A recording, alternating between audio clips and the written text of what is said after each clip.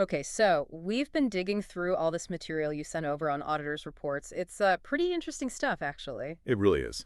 And I think for this deep dive, our mission is really to get under the hood of two specific bits, these emphasis of matter and other matter paragraphs you see sometimes. Exactly. And, whether you're deep in finance or business or maybe just curious about how financial accountability actually works, understanding these is, well, it's pretty valuable. Yeah. It's kind of like learning the auditor's code for saying, hey, pay attention to this important detail. Right, those aha moments. And we're basing this mainly on the International Standard on Auditing, ISA 706, revised. That's the one. And it's important to remember, this isn't some old standard.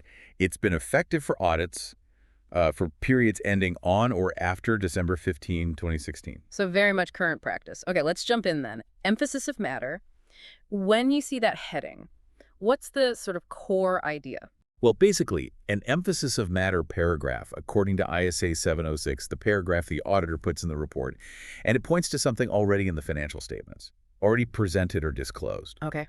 But, and this is the key bit, the auditor thinks that specific thing is so important, it's actually fundamental to really understanding those financial statements. So it's like a big neon sign pointing at something already there saying, look here, this matters. Pretty much, yeah. But if it's already in the statements, why the extra flag? What's the real point for the person reading it? The purpose is really just to make absolutely sure your attention gets drawn to something that's, well, critical for grasping the whole financial picture. It's about highlighting something that could really change how you interpret the number. Okay, that makes sense. So what kinds of things, what situations might make an auditor think, right, this needs an emphasis of matter? The standard gives some clues, doesn't it? It does, yeah. Paragraph A4 mentions a few scenarios. One's quite specific. Actually, it's when the required financial reporting rules, maybe set by law, would normally lead to statements the auditor wouldn't find acceptable. But in that rare case, an emphasis of matter might explain why the auditor still thinks the statements are okay, despite that framework's usual issues. It's quite nuanced. That sounds like a pretty unusual edge case. Are there more, maybe common triggers? Definitely. Another one is just to clearly signal that the financial statements were put together using a special purpose framework, not the usual general purpose ones everyone expects. So context is key. Exactly. Knowing that framework helps you understand what the statements are meant to show and maybe what they don't show. Also, if the auditor finds out something significant after the report's already been issued, After the facts. yeah, and they have to issue a new or amended report, they might use an emphasis of matter paragraph to flag up why there's a revision. Right. And does the standard give concrete examples, like real-world events? It does, yeah. Paragraph A5 lists some things you'd probably recognize. Think about significant uncertainty around some big ongoing lawsuit, maybe, or a major regulatory action where the outcome's really up in the air. Okay, yeah. Like a potential multi-million-dollar payout hanging over the company. Exactly, that kind of thing. Or, say, a massive natural disaster, a hurricane, an earthquake that's had a huge ongoing impact on the company's financial position. Those are definitely things that would grab your attention if you're reading the accounts. For sure. Another good one is maybe a company decides to adopt a new accounting standard early before they have to.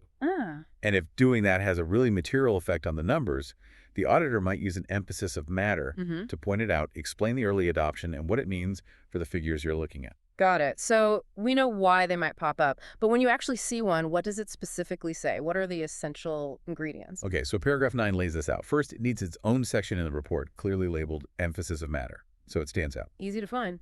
Yep. Second, it has to clearly reference the specific thing being emphasized and critically tell you exactly where to find the full details in the financial statements themselves, like a footnote reference almost. So it's not just a vague alert, it points you to the source material. Precisely. And third, and this is super important to grasp, the paragraph must state clearly that the auditor's overall opinion on the financial statements is not modified because of this matter. Okay. That's the crucial distinction, isn't it? It really is. So seeing an emphasis of matter paragraph doesn't mean the auditor found a problem or thinks the statements are flawed. It's more like they're saying, our opinion stands, but hey, make sure you understand this particular disclosed issue because it's fundamental. You've got it. Paragraph A7 really hammers this home. It explicitly says an emphasis of matter paragraph doesn't affect the opinion. It's purely there to help your understanding, not to signal an issue with the statements. Okay, excellent. I think I've got a much better handle on emphasis of matter now. Well, So let's pivot. What about other matter paragraphs? How do they differ? right. So an other matter paragraph, again defined in ISA 706, is also included in the auditor's report. But this one refers to something other than stuff that's already presented or disclosed in the financial statements. Okay, so outside the core financials. Exactly. But, like emphasis of matter, the auditor includes it because they think it's relevant to your understanding. But here, it's relevant to understanding the audit itself, or maybe the auditor's responsibilities, or even the auditor's report as a document. Interesting. So emphasis of matter points inside the financial statements to the numbers and disclosures, Mhm. whereas other matter gives you context around the audit process or the report. That's a really good way to put it, yeah. The goal is communication, giving you information the auditor thinks is important for the full picture, even if it's not about the reported profits or assets directly. So when might an auditor decide an other matter paragraph is needed? What kind of situations are we talking about? Well, paragraph 10 gives us the main reasons. One scenario is when it's relevant to understanding the audit itself. Paragraph A13 gives an example. Maybe there are restrictions on who can actually use or distribute the auditor's report. Ah, like it's only intended for the directors, not the public. Something like that, yes.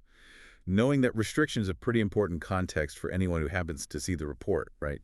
Understand its purpose and limitations. Absolutely. If it wasn't meant for you, you need to know that. What else? Another reason is if it helps you understand the auditor's responsibilities better.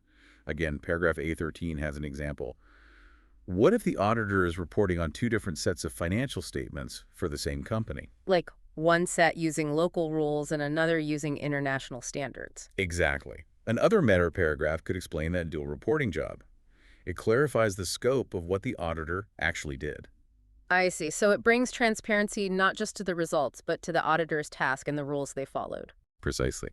And the third reason, mentioned in paragraph 10, is when the matter helps you understand the auditor's report itself. Paragraph A12 suggests it might be used to give more explanation about other reporting duties the auditor has, maybe beyond just the standard opinion on the financial statements. Okay, so making sure you, the reader, understand the whole package, the process, the responsibilities, and the final report. And structurally, what does an other matter paragraph look like? Similar heading. Paragraph 11 says it also goes in a separate section. Other matter is a common heading, sure, but the standard actually allows the auditor a bit more flexibility here. They can use a different heading if they think it's more suitable for the situation. A bit more wiggle room on the title then. And are there specific common examples where these tend to show up? Well, Appendix 2 of ISA 706 points to a list. It actually references other specific ISAs that require other matter paragraphs in certain situations. We don't have that full list detailed right here, but just knowing that list exists. Tells you there's a range of defined circumstances. Exactly. It gives you a sense that it could cover quite a few different issues related to the audit, the auditor's role, or how the report should be interpreted. Right. Now, thinking about the overall auditor's report, the whole document, where did these two types of paragraphs usually sit? Is there a standard spot? Generally, yes. Paragraphs A16 and A17 talk about placement. They usually come after the basis for opinion section, where the auditor explains why they reached their opinion. Okay.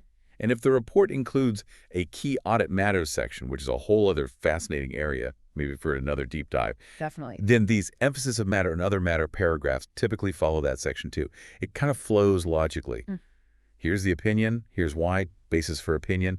Here are the most significant things we focused on, key audit matters, and then here's some extra crucial context, emphasis of matter, other matter. So a clear structure guiding the reader. And I assume auditors don't just drop these paragraphs in unilaterally. There's communication involved. Oh, absolutely. That's crucial. Paragraph 12 and A18 stress that the auditor must communicate with those charged with governance, usually the board or the audit committee, about their plan to include either type of paragraph. Why is that important? Well, it ensures everyone's on the same page. It allows for discussion about why the paragraph is needed, what it should say. It's all part of transparent reporting. Makes sense. Okay, so let's try and boil this down for everyone listening. What are the absolute key takeaways about emphasis of matter and other matter paragraphs? I think the main thing is that both are communication tools. They're used by auditors to help you, the reader, get a better fuller understanding. They aren't necessarily red flags or bad news about the company. Right. An emphasis of matter paragraph is like the auditor tapping you on the shoulder and saying, see this thing already in the notes. It's really important for understanding the big picture. Exactly. It highlights something within the statements that needs focus. And an other matter paragraph gives you context around the statements or the audit information that isn't in the numbers but is still relevant for your interpretation.